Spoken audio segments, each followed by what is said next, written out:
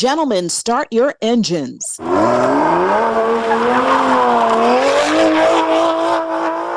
I'm honored to be joined by Mike Hall, founder of American Wheelman, and Stan Washington, chairman of American Wheelman. The American Wheelman is the only Black-owned team in the history of the International Motorsports Association, the IMSA, which is owned by NASCAR. Stan Washington, Mike Hall, welcome to the Black Information Network. Thank you, Vanessa. Yeah, thank you for having us. Mike Hall, talk about American Wheelman and how racing is being elevated into a sport for the culture. Yeah, racing is something that's been in my blood for a long time, professionally and as a passion. So it was just time to do this under my umbrella. Well, Stan Washington, you are a numbers man. Talk about the big business behind this. So first of all, I just want to say we're super excited to have this conversation because we don't often get a chance to talk about how important it is to have the support of our community.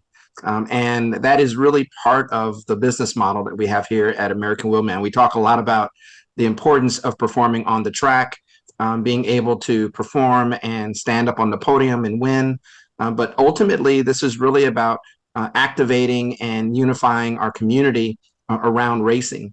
And from a lifestyle perspective and in terms of really how we build our cultural identity, that really is primarily our goal. Well, Stan, lately news was made when one of the biggest athletes on the planet got involved in racing, Michael Jordan. What does that do to diversity in racing? I think it helps. This is really an opportunity for everyone to participate. We think it's super exciting to see what Michael has done. He has done a really effective job. So we just really want to take our place. We think that we're going to be a great representation of the African-American community. And then ultimately, we really have, I think, recently started to identify and to highlight places where we can really create a greater voice for what we're doing. Mike, you may want to just chime in a little bit in terms of what we did for Hip Hop 50 and most importantly, how we really see the connection between racing and the music community.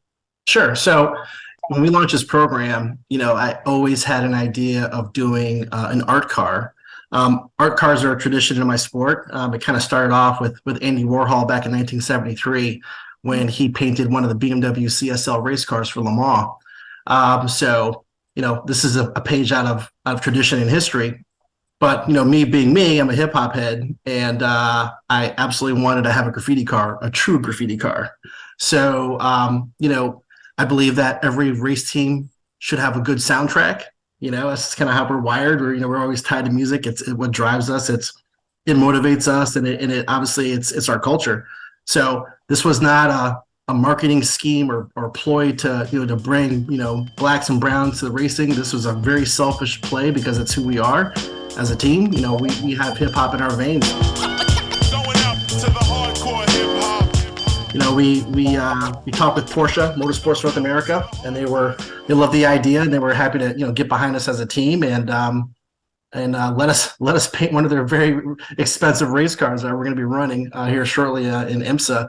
So just having the culture really back in this team is what I dreamed of doing. It's the best way to keep it sustainable.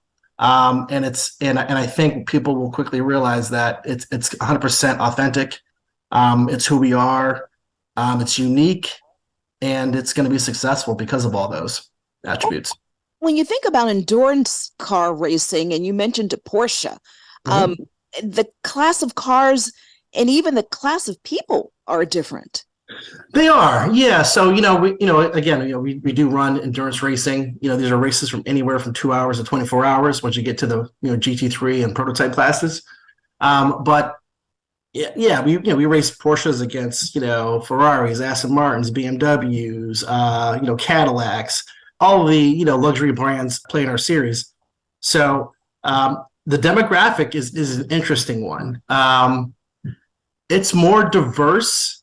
Endurance sports car racing is more diverse than other traditional forms of racing. But what's really cool about what we do is these are production-based sports cars. So this Porsche looks like a Porsche on the street, right? These Mustangs look like Mustangs on the street. Same with Camaros. Same with BMWs. So there is a direct connection from the racers to the consumers.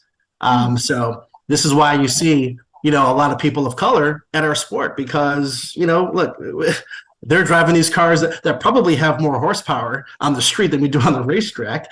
And, this has been something that's going on since, really since the 1950s, quite honestly, in sports car racing. So let's talk about that history a little bit. Going back to Jordan's team, 2311.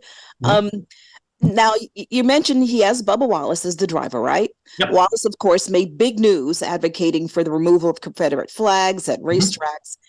And he just made news qualifying for the NASCAR Cup Series. Yep. You know the history of this sport. Talk about those early black drivers, the Wendell Scotts. Oh yeah, for sure. So Wendell Scott he's the godfather of what we do. Absolutely. He is the OG for black race car drivers. And the Wendell Scott Foundation is doing amazing stuff. So definitely a shout out to those guys. But you brought up a man that is very near and dear to my heart, which is Willie T. Ribbs. So, back in the 80s, when me and my brother were little kids and we were in our basement, racing slot cars, little Tyco slot car tracks in our basement, we were watching this black guy named Willie T. Ribbs, really destroy the field running an IMSA GTO in Trans Am in these series with, ironically, Jack Roush, who's Jack Roush Sr., who we're very close with his son, and he's involved in our racing program as well. So seeing him, race, not just race, but dominate, and then have the swagger pre and post race. I mean, he was not like any other race car driver. He was essentially like the Muhammad Ali of race car drivers. He, not only did he talk trash, but he absolutely backed it up. Our leader once again, Willie T. Ribbs, out in front. Muhammad Ali, he said to me, you're going to deal with some challenges for one reason only. You're in an all-white sport. There was death threats. If this races in this race, he might not leave alive. You want a reason not to like me? I'm going to give you one. And I love that about that man to this day. I understand you also met Paul Newman while out there as well. There was a connection there. Sure. Some of the faces that are around the track. Yeah. Story. Yeah. So it's interesting how, listen, racing is a very small community, no matter what discipline you run in. But this one gets kind of weird because, when I got out of the Marine Corps, I wanted to be a race car driver. And that didn't really work out because I didn't have talent or cash. And you need both to be a successful driver. So I volunteered, with the SCCA, which is the larger amateur series in North America. It's a Sports Car Club of America.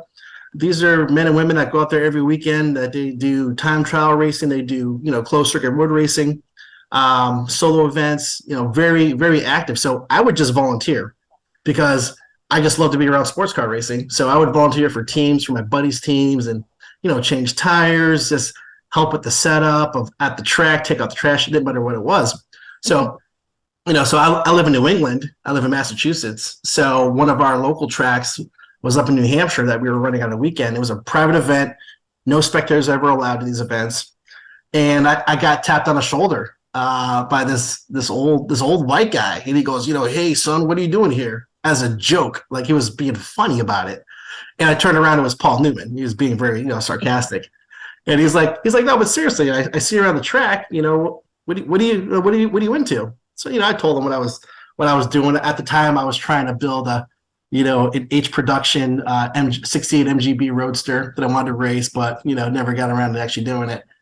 So, he just kind of took a liking to me, and he introduced me to, his friends and his family at the track, and offered me some lemonade. Him and his wife Joanne Woodward, just a wonderful couple. And he wasn't. I won't say that he was actively trying to help me find a career. He was just being a nice man.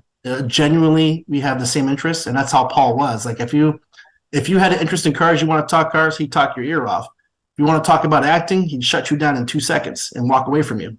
Look, he was, in my eyes, he was a better driver than he was an actor. He was amazing on track, like amazing. Oh. So he just showed me that, there's other things in motorsports that you can participate in besides being a driver. You could be on the management side. You could be on the PR side, the the relationship side. So, all I had to offer to racing was relationships. So that's kind of what I did. And through that, I took that path and, made a progression through the sport into the pro ranks by, being driver's agents, being the sponsorship guy, being the team building guy, and did that for a bunch of years until, we started American Wheelman. We are speaking with Stan Washington and Mike Hall, the founder and the chairman of American Wheelman, endorsed sports car racing team, the only Black-owned team in the history of the International Motorsports Association, which is owned by NASCAR. Stan, it is your belief, since car culture is Black culture, our community as racing fans, basically a natural fit, which is why, of course, you guys mentioned how you were all in for hip-hop's 50th anniversary. In fact, the legendary KRS-One is your car ambassador? Yes. First of all, Vanessa, I just have to go back to one point that I chuckled on. Definitely the perspective of a race team owner who says that Paul Newman was a better driver than an actor. So I just wanted to share that. That says a lot. But listen, the connection between car culture and music culture is significant, and they always talk about the tenets of really hip hop. Well, the truth is, in our culture, being in your car, having a fast car, having a really sexy, flashy car, all of that is really tied to what we believe, is our connection with the overall African American community. We were excited, super excited, to have KRS-One as our ambassador. Yes, yes, y'all. You don't stop. KRS-One, rock on. And one of the things that Mike and I talk about a lot is it's not really just the on-track experience. It's not just about how we perform at the race. It's what we do off the track, right? It's the activation opportunity that we'll be able to do in our garage in the paddock, right? We envision having, the DJ running and doing, a good old fashioned grill and barbecue and, doing really cool activations in some of the key markets that we're going to be racing on to really galvanize and connect, the culture. 1, 2, 3. The love of racing has literally spilled into the streets, especially in California, where streets are taken over. Unfortunately, it's proven to be deadly and dangerous. And then I guess the movie Gran Turismo, would these guys ever really make it on the track? As far as street racers and gaming with Gran Turismo and Forza and iRacing. So listen, racing is always going to spill over to the streets. It's what it is. A lot of these, men and young women, don't have the budgets to go out there and race door to door. It's extraordinarily expensive, even at an amateur level. So you get these high performance cars, naturally you're going to want to race them. I mean, I guess the saying goes back, back in 1895, the first car was made. Well, the second car was the race car, because once you have two, you're racing. This is kind of how it was. So, I don't want to, condone what's happening on the streets, but it's always been a part of motorsports culture. Like even back before NASCAR was a thing, a sanctioned body, they were running moonshine. They were racing against the cops. That's how that sport got started. So, just to really just address the street racers list, I will say, hey, slow it down, Number one, slow it down. Number two, look, you got kids in these cars. You have babies. You have moms trying to bring their kids to school. Cut that stuff out. But there's always things like the SECA, which is what I mentioned earlier. You could do solo events, which is you race around cones in a parking lot, and it's extraordinarily fun. It's inexpensive, and you're not going to kill anybody doing it. That's really the main thing. So, yeah. The other thing that I would just add, Vanessa, is that's what, again, we're really excited about in terms of having our team. There's a real opportunity to educate around what really the opportunities are, the excitement of being on the track. So a lot of Mike and I've spent a lot of time talking to young people, and they're amazed to know that there's an African American owned race team, that the types of racing and the kind of competition there is on the track. So I think there's a real education in terms of what we're doing and the connection from street racing to actually being able to race on the track, how that impacts simulated racing, sim racing, and the opportunity to really learn and build there. But the main point is for us, it also really fuels our fire and our excitement around our STEM program, and really the communication that there are so many other opportunities in racing. Not just it's a very, very, very rare opportunity for someone to make it into a race car, regardless of what type of background you have. There are not many Lewis Hamiltons that are, coming up, through the ranks, because it's hard. But there are so many places where you can contribute from an engineering and STEM perspective in racing. And that is one of the things that we're really focused on, is bringing our community to racing, opening up job opportunities, creating more meaningful work, but ultimately really educating everyone on how exciting and how vibrant the racing community really is. That's right. That is terrific. And interesting, we're talking in terms of America, but outside of our country, has been of interest to people of color, especially men from the Caribbean, I understand. Yes, that's correct. Absolutely. Oh, yeah. So there's anytime I go to the racetrack, you're always going to see some dreads in the paddock, always. And it's been that way since I was a kid because of, the British influence of sports cars in the Caribbean. There was a Grand Prix of the Bahamas. I forgot the actual name of it, but that was a pretty big race. It was an international endurance race. Guys like, Sterling Moss and, Jack, I don't know if Jackie X drove that race, but some of the old timers that ran these, Austin Healey's, MGs, Triumphs, Jaguars, Mercedes, cars like that, Ferraris. So there's a huge Caribbean influence in motorsports. Definitely. And Mike, talking about those British cars, you should just quickly mention your dad and just what you saw growing up.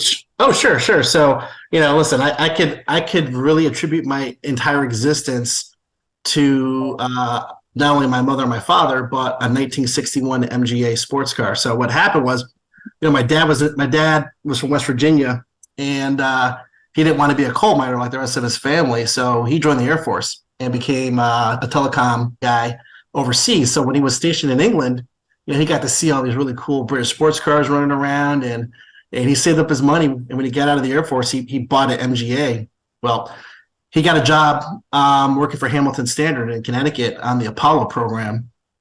And he used to take his MGA and park it in front of this really pretty girl's house and pretend to fix it, right? Well, he probably was really fixing it because it's an MGA, it's a British sports car. They was always break it down. But that woman was my mother. So that car has always been, sports cars has always been in our blood. It's always been, in our DNA. And you owe your entire existence to it. I owe my absolute entire existence to a British Racing Green MGA Deluxe. So, yeah. Well, Stan, soon your car, the Porsche that we talked about, dubbed the hard way, will be putting its pedal to the metal. Talk about the car and when we can see it in action.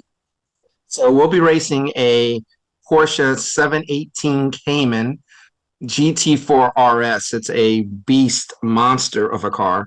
Mike, we always love to name the cars, and this one is named the hard way because it is hard. Mike says it a lot better than I do, but this is really hard, right?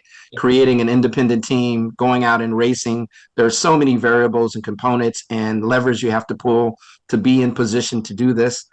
This has not been an easy journey, but it is a journey that we are committed to, and more importantly, have had just extremely strong momentum and support moving towards. Right now, we're scheduled to race in Atlanta in October. This will be one of the final races of the IMSA season. It will be a great race for us to get tuned up for 2024 when the full new season of IMSA begins. First race of the year is considered the Super Bowl, the biggest race of the year for IMSA, which is at the Daytona Speedway in January, late January. So we're getting all the pieces geared up, and we're just really super excited about the partnership with Porsche, and we're excited about the other partners who have been coming on to help us. We've got partnerships with companies like MeWe and others who really have been part of this journey for us, and we're super excited about it. And Mike, as you know, it's been in your blood, as you told us. Is this your vision coming true? Yeah, I will say it like this, and I say this many the last couple of weeks. I mentioned this multiple times. So a good friend of mine sat me down when we were getting ready to do the launch in New York City. Which was a culmination of a lot of stress and a lot of my everything I've envisioned coming true. And he asked me, he said, "Hey, Mike, what does it feel like when your dreams come true?" And he said it with a straight face because he was serious. And it really hit me. It hit me right then and there because my head's been just completely buried in the mission, right? Like I live to fight another day. I have to get this thing done today, and there's so many landmines to blow this whole thing up every 24 hours or something that happens, right? So I've been 100% laser focused on getting this thing to where we're at right now. But yeah, he just sat me down and said, how does it feel when your dreams come true? And I told him, I said, it's scary, man, because I know that this is it. There is no plan B for me. This is 100% what I was born to do, what I was focused on doing. And we're ready, but it's scary because I know in my heart of hearts that failure is not an option because there's nothing else. So the only thing we have to do is get these cars on track and get on the podium and win. So it's scary, but a good scary. Mike Hall and Stan Washington, we will see you at the finish line. Thank you both for being on the Black Perspective on the Black Information Network. Thank you. Thank you, Vanessa.